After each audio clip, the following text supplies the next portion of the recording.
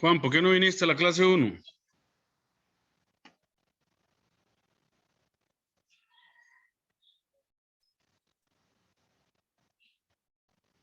Juan.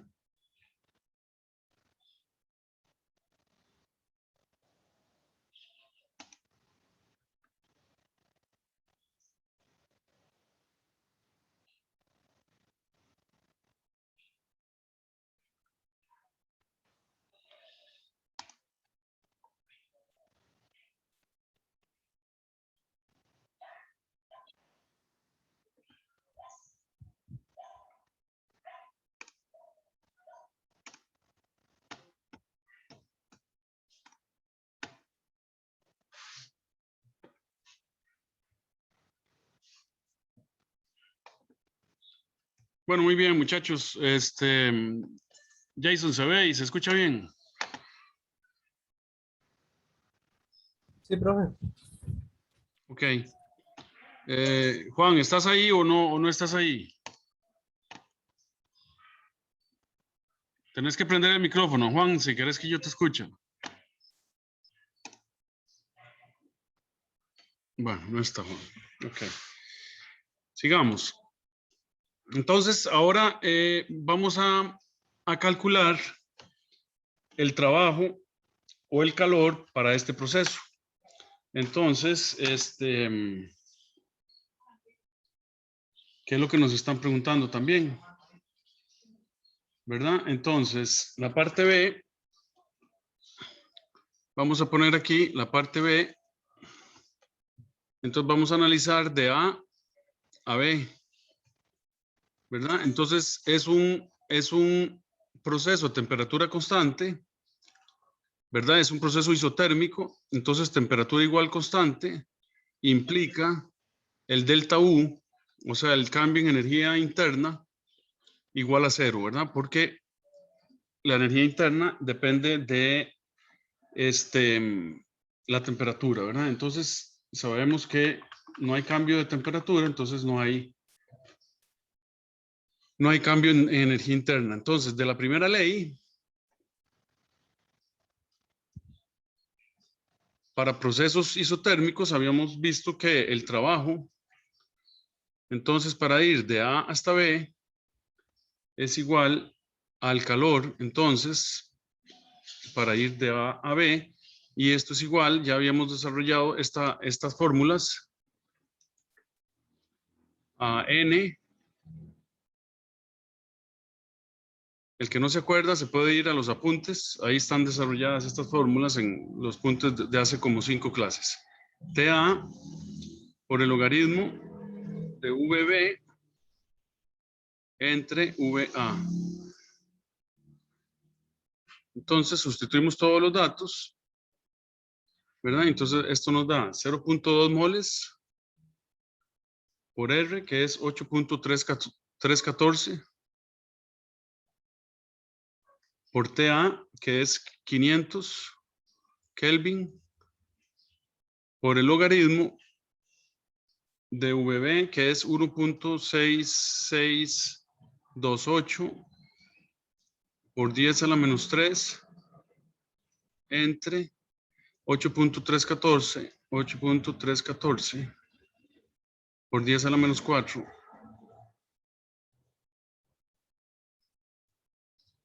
Y entonces, haciendo toda esa operación, queda que V, el trabajo de A hasta B, es igual al calor de A hasta B y es igual a 576 julios.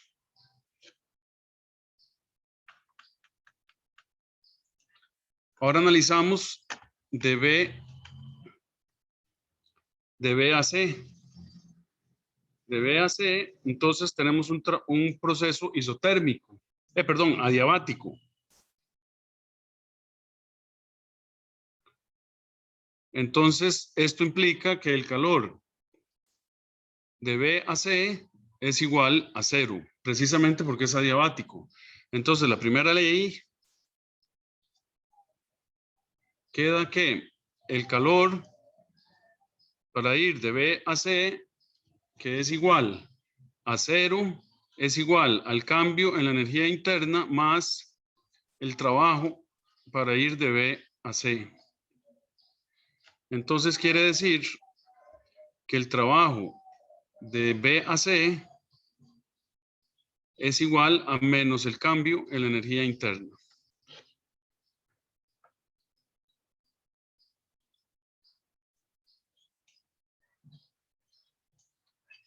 ¿Ok? Entonces, para un gas ideal, implica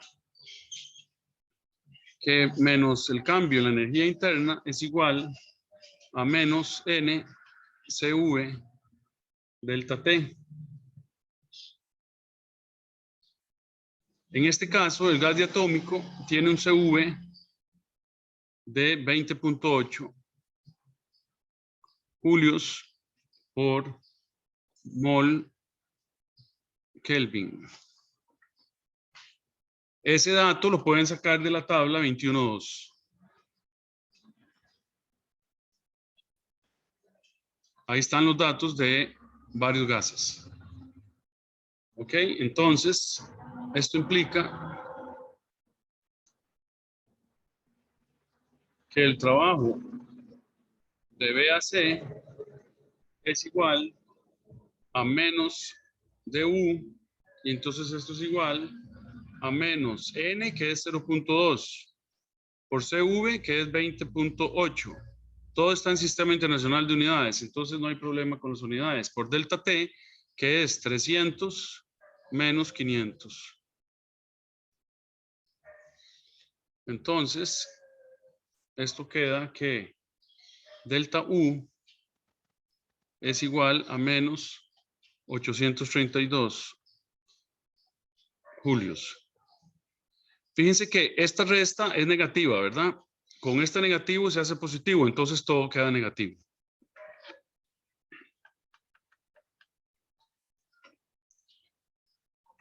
Para el proceso de CAD,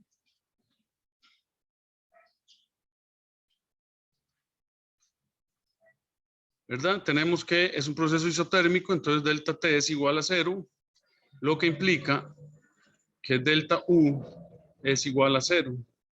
Y entonces, para este caso, tenemos que el trabajo de CAD es igual a QB, en este caso, el Q bajo, ¿verdad? Y entonces esto es NR, TB, T bajo, ¿verdad? Por el logaritmo de VD, perdón, por el logaritmo de VD entre VC. Sustituyo todos los datos y esto nos da entonces menos 346 julios.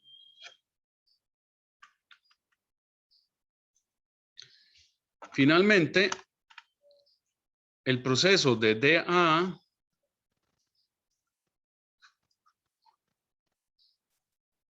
tenemos que es adiabático, entonces QDA es igual a 0. Y la primera ley, en este caso, entonces, es que el trabajo de ir de D hasta A es igual a menos DU, y esto es igual a menos N CV TA menos TB. Y entonces, sustituyendo todos los números, esto da menos 832 julios.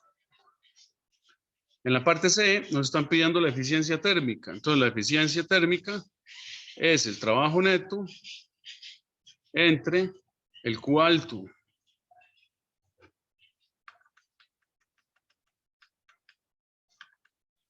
el trabajo neto, lo pueden sacar ustedes ahí de toda la suma de todos los procesos, es 230 julios entre el Q alto, que es 576, que ya lo calculamos. Julios, los julios se van y esto queda 0.4 o 40%.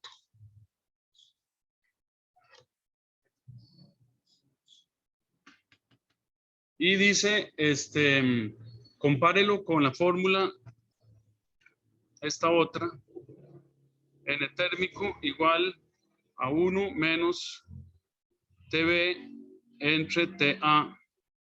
Y entonces esto es 1 menos 300 entre 500 y da exactamente lo mismo. O 40%.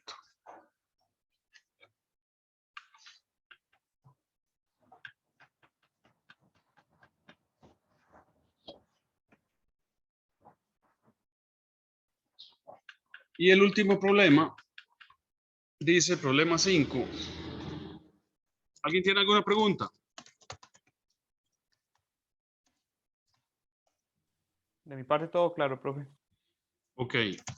Si el ciclo descrito en el problema anterior se efectúa en sentido inverso, como refrigerador,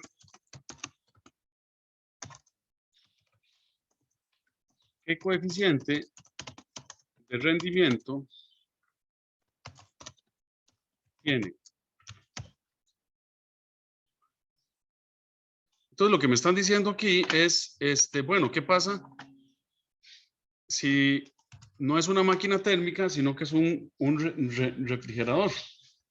O sea, le estamos dando 230 de trabajo para que me bombee calor del Q bajo al Q alto. O sea, lo que tenemos es esto.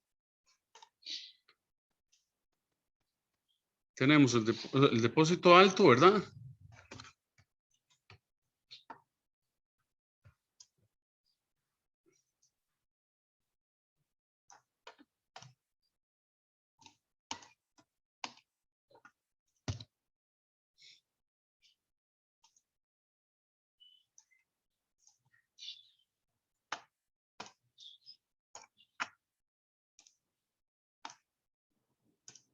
Entonces tenemos un ciclo en medio de los dos,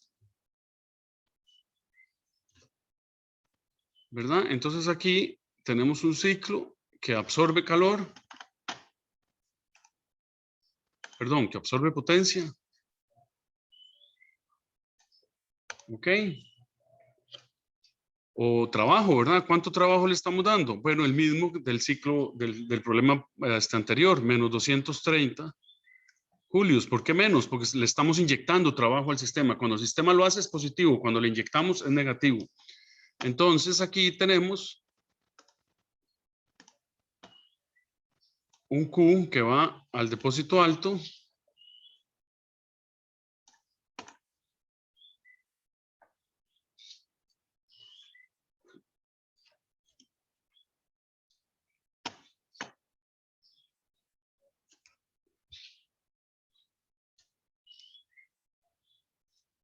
Y aquí tenemos un Q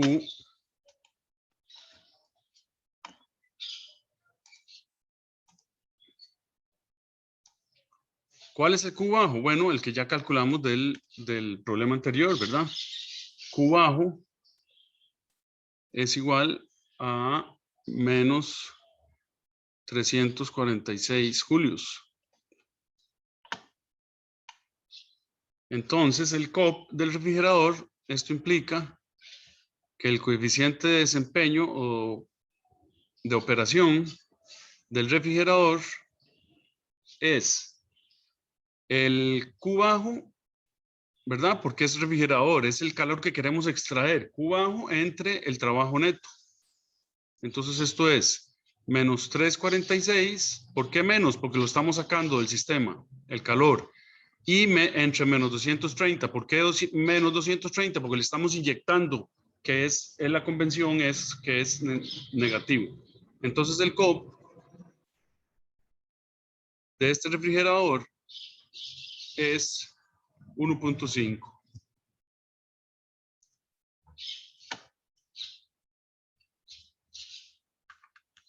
también lo podemos haber calculado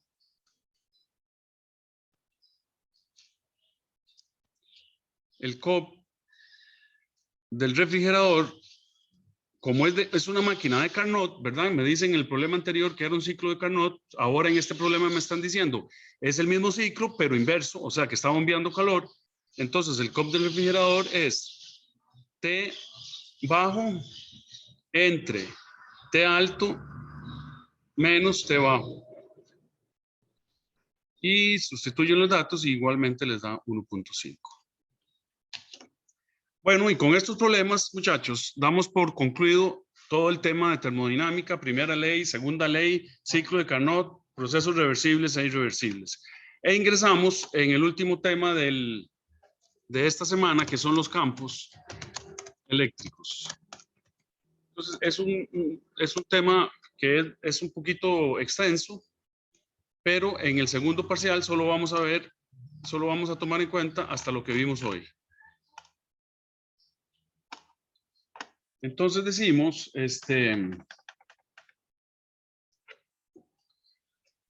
experimentalmente, hemos encontrado que existen fuerzas eléctricas e igualmente que en la termodinámica se han descubierto leyes que rigen esas fuerzas. Ok, entonces ese es un concepto muy, muy importante. Estamos rodeados, toda la naturaleza, hemos ido haciendo modelos físicos y hemos ido encontrando que toda la naturaleza está regida por leyes. Y hemos ido descubriendo esas leyes. Por ejemplo, en gravitación, Newton descubrió la ley de gravitación universal, que después fue corregida un poquito por Einstein, pero el factor de corrección a las velocidades reales es exactamente igual que 1. Entonces, la fuerza de gravitación sigue siendo la misma. ¿Ok? Concretamente, se estableció la ley de Coulomb,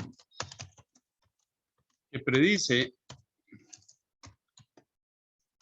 el comportamiento entre partículas cargadas eléctricamente. Y se asoció a esas cargas un campo eléctrico. Entonces vamos a ver como primer punto las propiedades de las cargas eléctricas.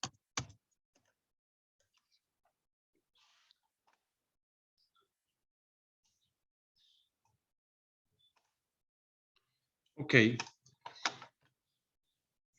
Por experimentación, se fue construyendo el modelo. En primer lugar, Benjamin Franklin se dio cuenta que existían las cargas. Entonces, Benjamin Franklin, que vivió entre 1706 y 1790, llamó a las cargas, muy inteligente, ¿cómo las llamó, verdad? Las llamó cargas positivas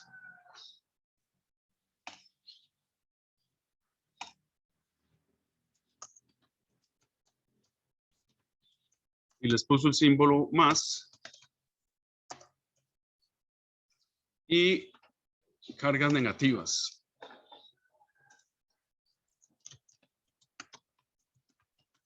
Y les adjudicó el signo negativo.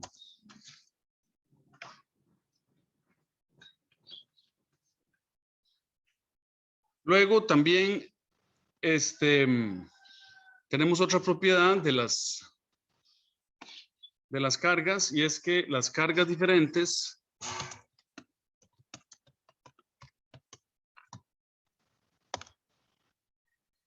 Entonces vamos a decir que las cargas diferentes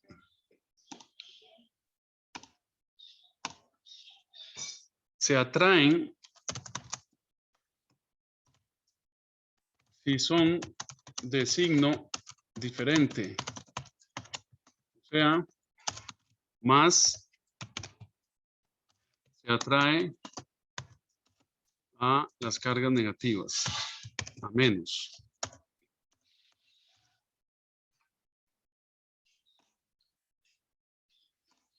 Y se repelen si son de signos iguales. O sea,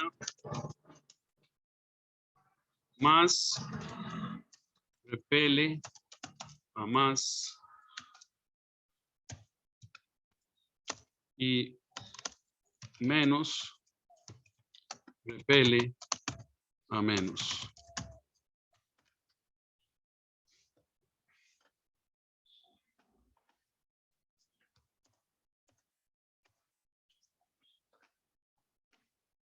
Otra idea importante es que las cargas eléctricas se conservan en sistemas aislados. La materia también puede ser neutra eléctricamente,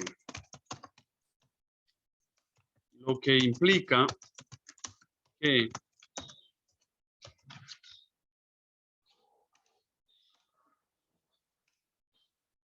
el número de cargas positivas es igual al número de cargas negativas. ¿Ok? Luego, otro punto importante es que en 1909,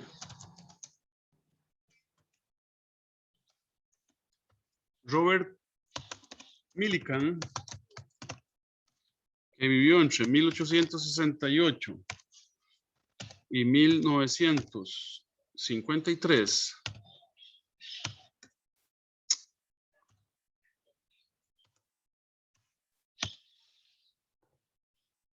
descubrió la carga básica.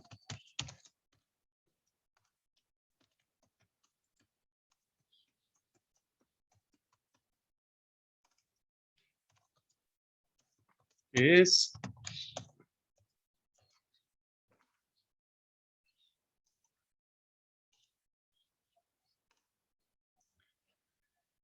el electrón, el cual tiene carga menos E. El protón tiene carga más E. Y el neutrón no tiene carga neta. O sea, es neutro.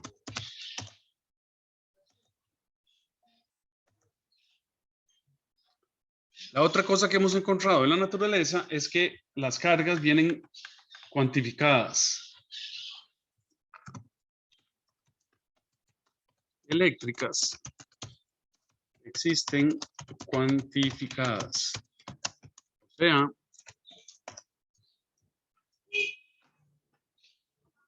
Q es igual a más menos NE.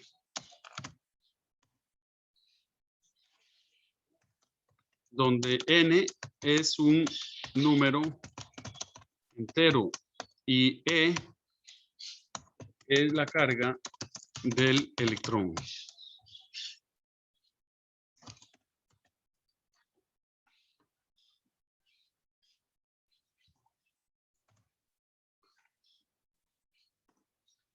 Ok. El segundo punto que vamos a ver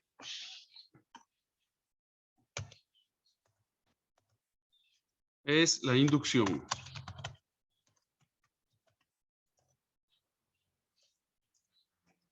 Entonces también experimentalmente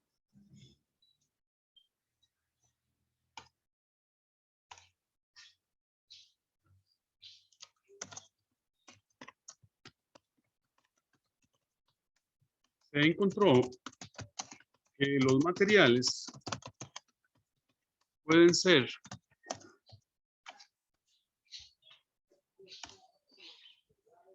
conductores eléctricos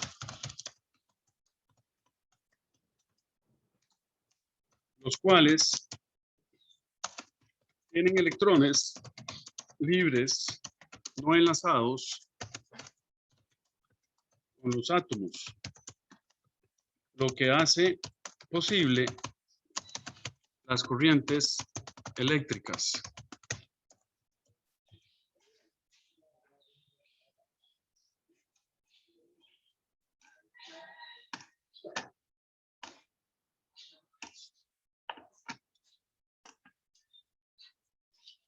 Y los materiales pueden ser también aislantes, o sea, los cuales no tienen electrones libres.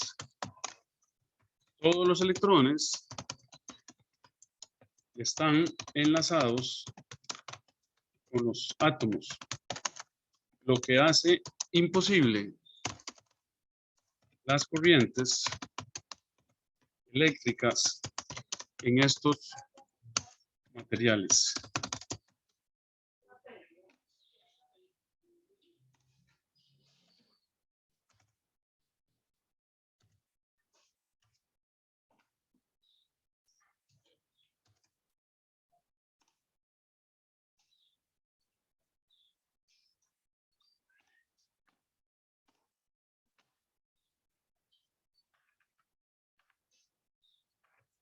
Y también tenemos semiconductores.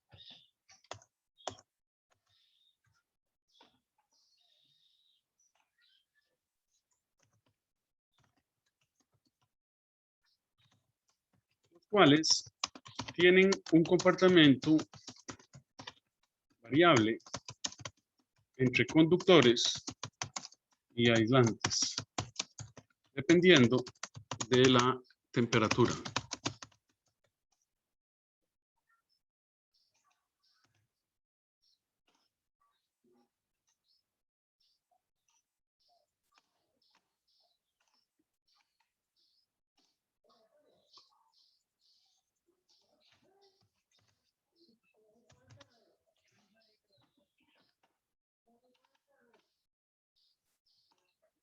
Ok.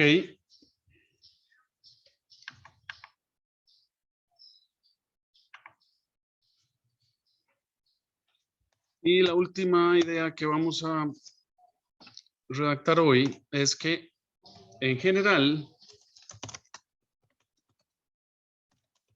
en los materiales se dan los procesos de inducción, el cual es un proceso en el que se producen movimientos de los electrones debido a objetos cargados positivamente o negativamente.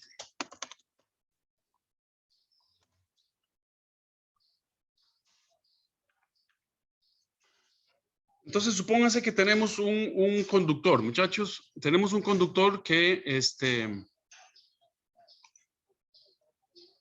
¿verdad? Que lo tenemos cargado.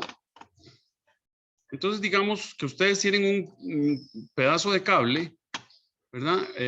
Un conductor ahí cualquiera, que por alguna razón se cargó y entonces está cargado de un lado con cargas positivas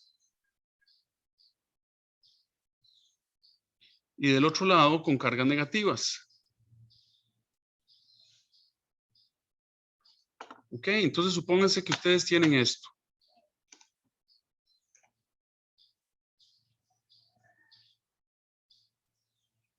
Si ustedes acercan este elemento cargado de esta manera a otro elemento, digamos, de cualquier forma, no importa la forma que tenga, digamos, yo aquí lo voy a hacer redondo, ¿verdad? Redondillo. Entonces, y si este elemento lo aterrizo, ¿verdad? ¿Qué quiere decir que lo aterrizo? Lo conecto a tierra, ¿verdad? Entonces, ¿qué es lo que va a pasar cuando usted acerca este conductor a esta esfera? Si usted lo acerca, entonces se le van a venir las cargas positivas para acá y las cargas negativas van a sentirse repelidas por estas mismas cargas negativas. Entonces se van como a ir para el otro lado. Entonces usted por inducción está cargando la esfera. Esto es lo que se llama el proceso de inducción. Entonces esto es lo que se llama el proceso de inducción eléctrica. ¿Ok?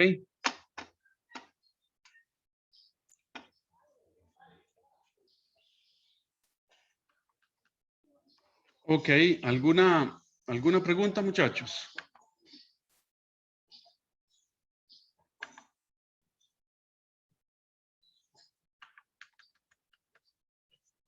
Qué barbaridad, ya se fue esta clase también, 13:55. Bueno, nos queda una y vamos a terminar el tema. ¿No tienen preguntas? No, profe, todo claro. Ok, una de las cosas que quiero insistirles es que especialmente en la eléctrica, bueno, en la termodinámica igual, fue por experimentación que se fue descubriendo todo, ¿verdad? Pero en eléctrica también fue por experimentación que se fue descubriendo todo, ¿ok? Entonces, bueno, dejamos de compartir y les aviso cuando estemos listos para comenzar la última clase. Nos vemos.